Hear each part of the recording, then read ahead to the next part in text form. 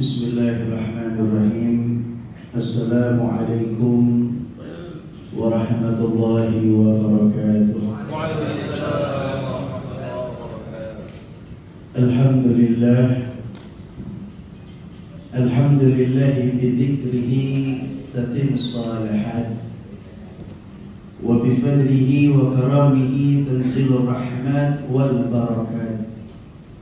Thumma salatu wassalamu ala imamil ardi was samawat sayyidi sadat sayyidina wa habibina wa syafi'ina wa maulana Muhammad wa ala alihi wa sahbihi wa man tabi'ahum bi ihsanin ila yaumil mi'ad. Subhanaka la ilma lana illa ma 'allamtana innaka antal alimul hakim. Rabbi israh li sadri wa yassir li amri wa hlul 'uqdatam min lisani yafqahu qawli. Amma ba'd. Yang sama-sama kita muliakan, yang kita hormati, yang kita banggakan, yaitu Bapak Camat kita, Bapak Didin Mulyadi, dan juga Bapak Kasih Kesre, Bapak Cahyo. Tulisannya Kesre. Kesre, Dia Bapak ikutin dalinya aja nih. Percaya. Kasih Kesre percaya. InsyaAllah semuanya kita doakan pemimpin kita diberikan panjang umur, diberikan kekuatan istiqamah di jalan Allah Subhanahu wa taala, dan dikabulkan segala hajat-hajatnya, dan seluruh para bapak, ibu, hadirin, hadirat yang dimuliakan Allah Subhanahu wa taala. Alhamdulillah, pagi yang penuh barakah ini kita dikumpulkan di tempat ini dalam rangka untuk kita menuntut daripada ilmu dan memberikan asupan di dalam batin kita. InsyaAllah ini menjadikan keberkahan di dalam kehidupan kita. Nabi sallallahu alaihi wasallam pernah bersabda, beliau berdoa kepada Allah Subhanahu wa taala 1400 tahun yang lalu, dan kita yakin doa Rasulullah sallallahu alaihi wasallam itu pasti diijabah oleh Allah Subhanahu wa taala. Tidak ada keraguan.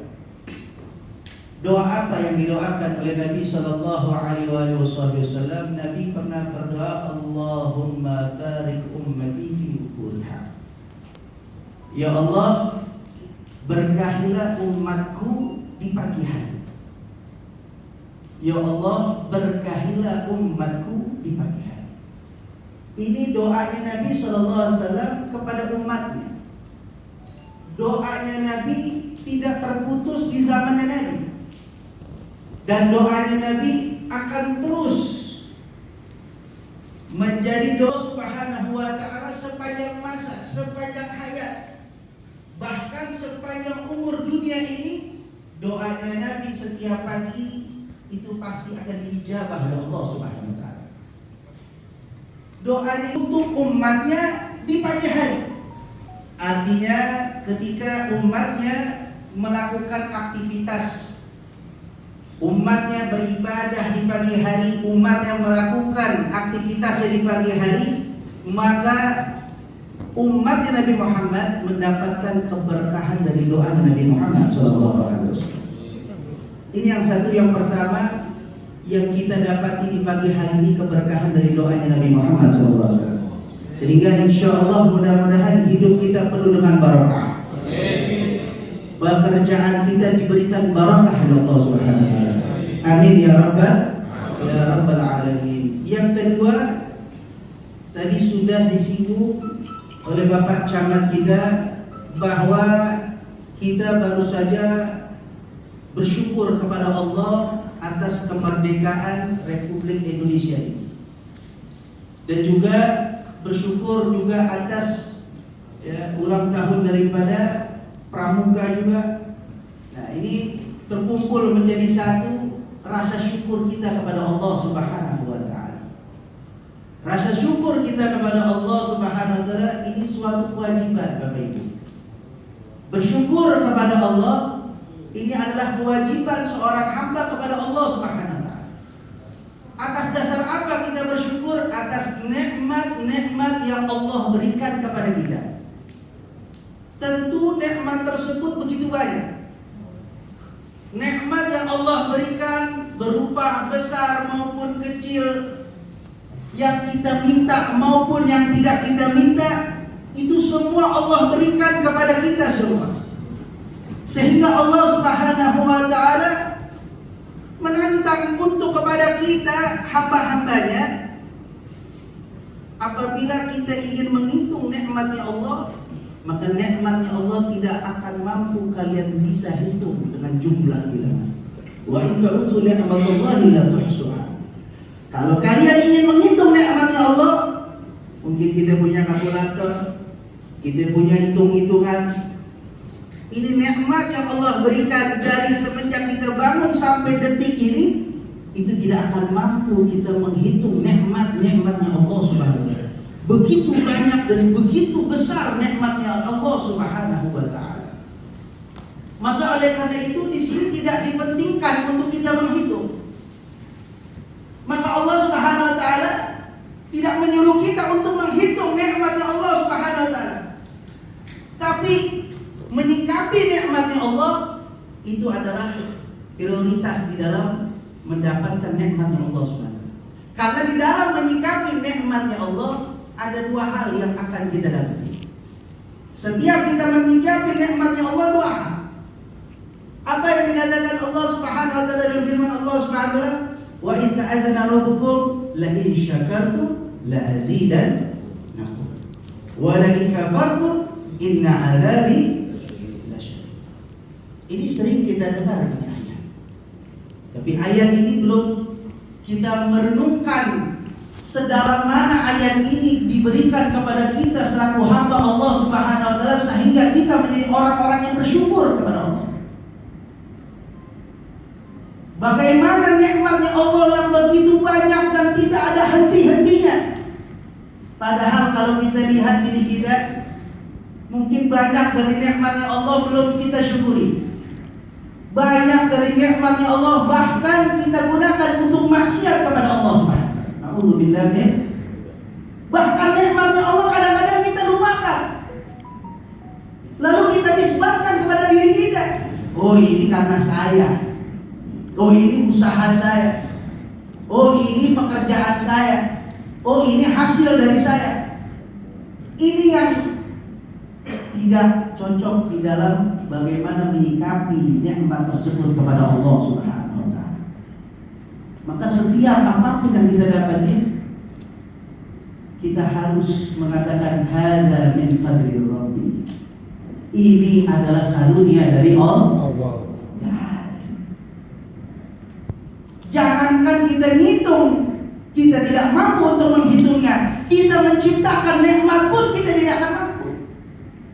Satu nikmat dari Allah yang Allah berikan kepada kita, coba kita ciptakan, kita buat nikmat tersebut, tidak akan mampu.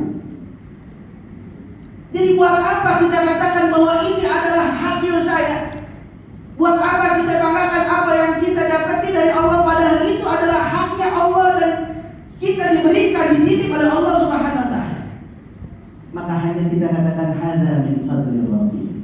Inilah karunia dari Allah Subhanahu wa taala.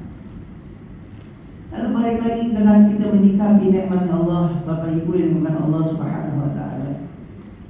Di dalam menyikapi tadi ada dua hal yang kita akan dapati. La in syakartum la azidannakum. Yang pertama adalah apabila kalian bersyukur kepada Allah. Bapak Ibu yang dimuliakan Allah Subhanahu wa taala, kita tahu bersyukur bagaimana caranya? Assalamualaikum. Waalaikumsalam. Masya Allah, banyak juga orangnya. Bagaimana kita cara bersyukur kita kepada Allah? Cara kita bersyukur kepada Allah paling gampang kita mengucapkan alhamdulillah, betul? Betul? Tapi ada kala yang mengucap alhamdulillah ini kadang-kadang tidak sampai mengucapnya. Alhamdulillahnya aja juga pakai dipilih-pilih. Betul apa enggak? Halo, assalamualaikum. Waalaikumsalam. Betul apa enggak? Oh. Kita ngucap alhamdulillah aja kita pilih-pilih. Kalau besar, alhamdulillah. Benar-benar dari hati. Tapi kalau hal yang sekecil apapun, maaf. Kita minum aja kadang-kadang kita lupa bersyukur kepada Allah. Minum saja.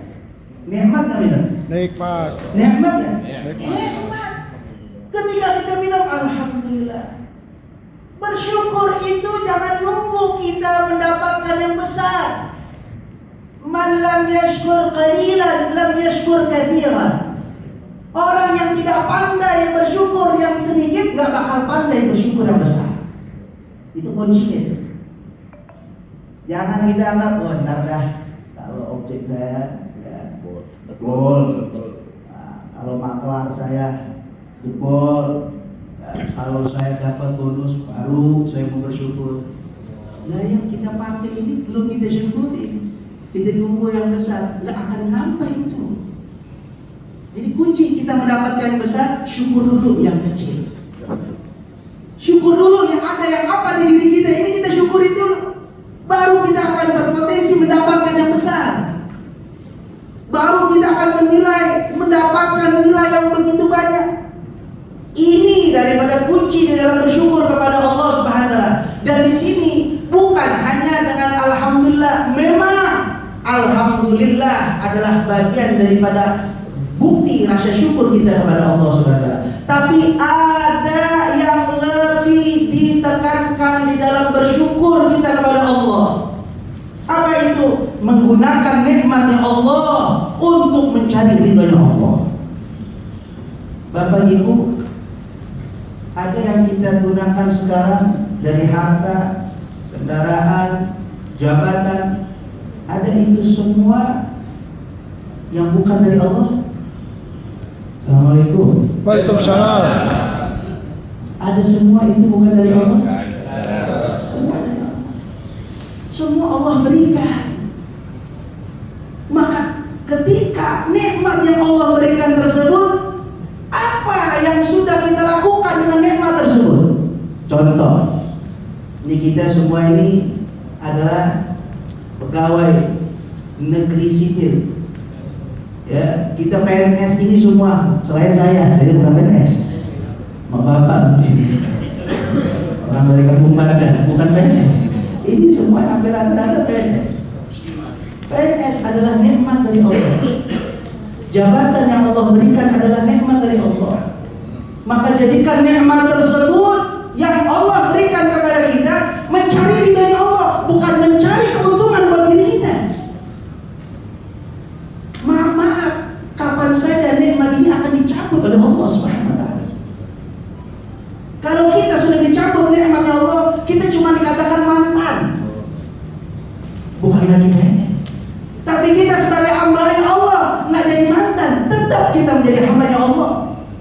Walaupun kita bukan PNS, kita tetap hamba-Nya Allah. Kita PNS, kita hamba-Nya Allah.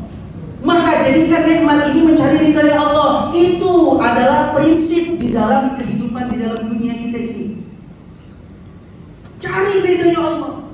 Anda punya jabatan, dengan jabatan itu kan gunakan jabatan itu mencari ridha Allah. Anda diberikan amanah oleh pemimpin kita, maka jadikan amanah itu menjadi amanah yang mendapatkan ridho dari Allah.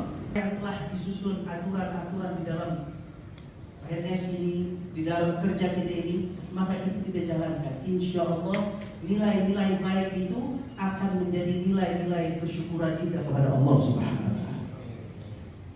Jadi kita menjalankan apa yang semestinya kita lakukan, itu adalah bagian daripada syukur kita kepada Allah.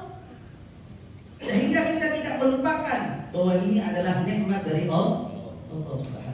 Karena dan balasannya apa hadirin? Balasan kenikmatan itu adalah Allah sampaikan la azidannakum, la azidannakum. Lam di sini adalah lam taukid.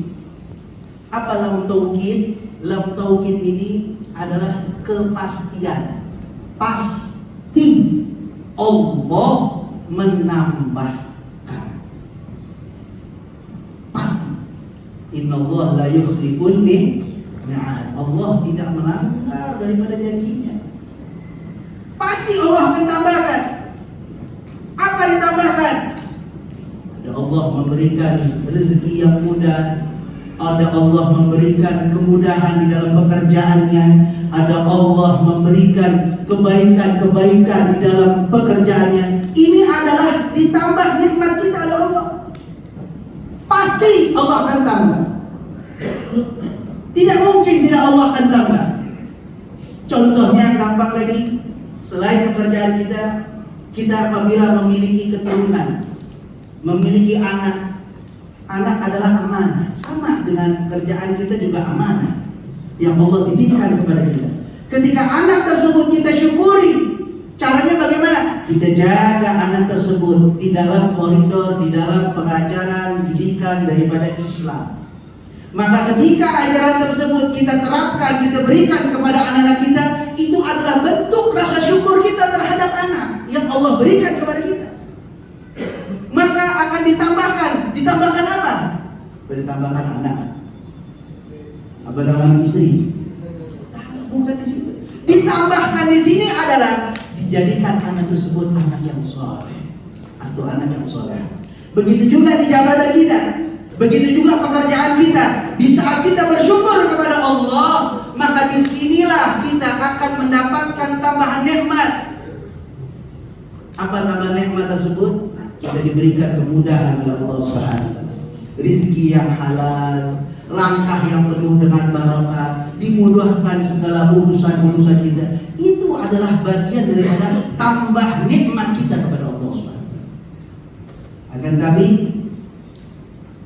kalau penyikapan di dalam syukur itu yang kedua, wala in kafartu inna adzabi lasyadid. Tapi kalau kita kufurkan nikmat tersebut, nikmat yang Allah berikan, bagaimana sih bentuk rasa kufur? Rasa kufur ini sebenarnya enggak terlalu besar. Bukannya kita menafikan dari apa nikmatnya Allah, tapi di sini rasa kufur tersebut bisa dilakukan dengan perbuatan kita. Apa perbuatan kita? Perbuatan kita di luar daripada ajaran Nabi Muhammad SAW. Perbuatan kita tidak sesuai dengan peraturan yang ada di dalam pekerjaan kita. Perbuatan kita di luar daripada apa yang telah kita diamanahkan di dalam jabatan kita. Di dalam nikmat yang Allah berikan kepada kita sampingkan itu, kita kedepankan daripada keinginan nafsu kita. Maka di sini akan timbul yang namanya kufur di dalam nikmat yang Allah SWT. Tapi kita lihat Allah nggak langsung menghadap. Kalau umat-umat sebelumnya mereka tidak berjalan di jalannya para anbiya, nabi-nabi mereka, maka langsung diadab oleh Allah Subhanahu wa taala. Tapi ketika umat Nabi Muhammad SAW, Allah selalu memberikan kesempatan kita untuk mengevaluasi diri kita, untuk memahami dalam kehidupan kita. Dengan apa? Kita diberikan teguran dari Allah Subhanahu wa taala. Cuman teguran dikatakan, wa in kafartum inna adzabi lasyadid. Hei hambanya Allah, hei para hamba-hambanya Allah yang laki maupun yang perempuan, inna adzabi lasyadid. Sesungguhnya azabku ini pedih. Cuman dikasih tahu doang, azabku pedih. Kamu mau kufur nikmat? Hei hamba-hambaku, azabku pedih. Jangan kalian berharap untuk berkufur dari nikmatku. Hati-hati, azabku pedih. Masya Allah. Kalau bilang azab, ini bisa di dunia dan bisa di akhirat. Tapi kalian sampai kita mendapatkan azab di akhirat, na'udzubillah min dzalik. Kalau udah azab di akhirat nggak akan berhenti-berhentinya deh.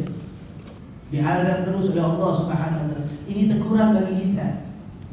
Maka mensyukuri nikmat tersebut ya harus kita jalankan dengan apa yang telah Allah perintahkan kepada kita, dengan kita menjalankan aturan-aturan yang telah diberikan oleh Allah Subhanahu wa taala, tentunya dengan nilai-nilai yang baik di dalam kemanusiaan. maka di sini kita adalah bagian daripada rasa syukur kita kepada Allah Subhanahu wa taala.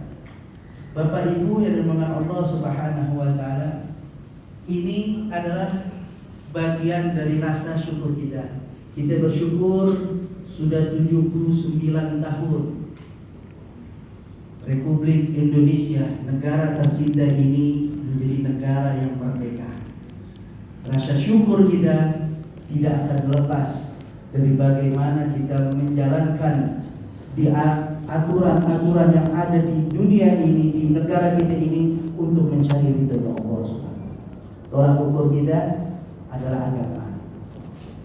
Ingat, semua aturan, semua tolak ukur kita adalah agama, bukan jabatan, bukan aturan manusia. Maaf, yang terjadi sekarang, orang lebih mementingkan aturan manusia dibandingkan aturan Allah.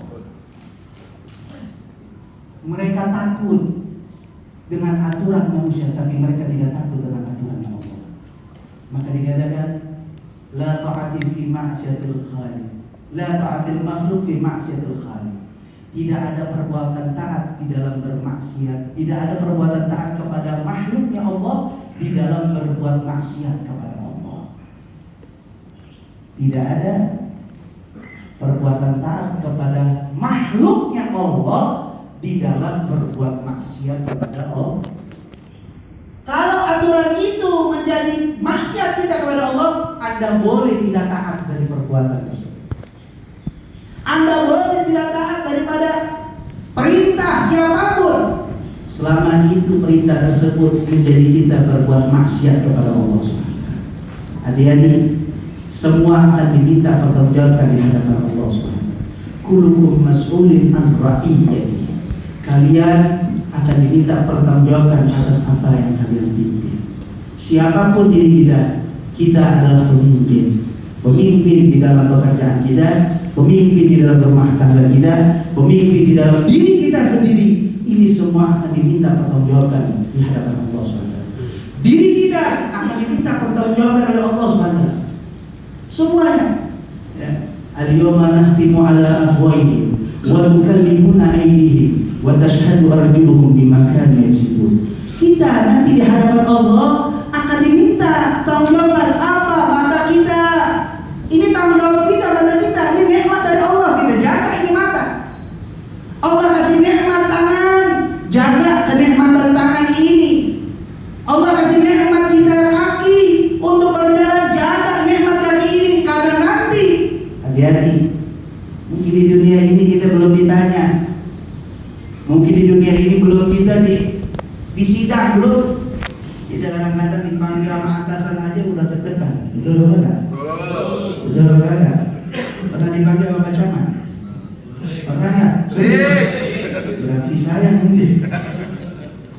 Dipanggil berdua. Pertanyaan dipikirin kita cuma dua. Ini kalau kagak ngomongin baik, ngomongin kenceng nih kayaknya. Ini ada laporan-laporan nih. Tadi kayak Pak Camat bilang, ini kehidupan kita melakukan dua arah, kanan atau ke kiri. Begitu juga kita nanti. Ketika kita nanti dihadapkan oleh Allah, kalau kita depan Pak Camat bisa kita bersilat lidah, bisa kita atur omongan, walaupun mungkin Pak Camat lebih paham. Tapi namanya manusia ada kekurangannya aja, ada yang tidak bisa dipahami. Tapi kalau sama Allah, detik-detik yang kita akan diminta pertanggungjawabkan oleh Allah. Semua itu baru urusan diri kita, Bapak Ibu. Ini baru urusan pribadi kita nih, urusan tangan, mata, sama kaki, semua yang ada di diri kita. Itu baru diminta pertanggungjawaban di hadapan Allah. Belum urusan yang lain, rumah tangga kita. Anak kita. Bapak menjadi kepala rumah tangga, diminta pertanggungjawaban, istrinya, anak-anaknya, diminta pertanggungjawaban di hadapan Allah. Rezeki yang Anda bawa ke dalam rumah diminta pertanggungjawaban oleh Allah Subhanahu wa taala. Makanan yang Anda berikan kepada anak dari istri Anda diminta pertanggungjawaban oleh Allah Subhanahu wa taala. Itu baru urusan keluarga. Belum lagi urusan pekerjaan. Double lagi. Double lagi. Waalaikumsalam. Waalaikumsalam. Ini lanjutan. Roman-romannya jadi nggak langsung makan gitu. Ya kadang-kadang memang tujuan pengajian agar kita lebih mengenal mengetahui diri kita kepada Allah, biar kita lebih baik.